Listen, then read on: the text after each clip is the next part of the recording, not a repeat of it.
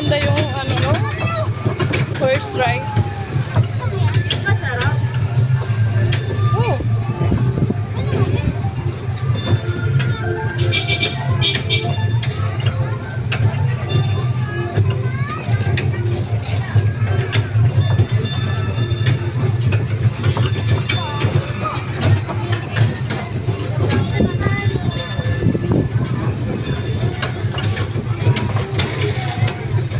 Baka sa pinakababa, no?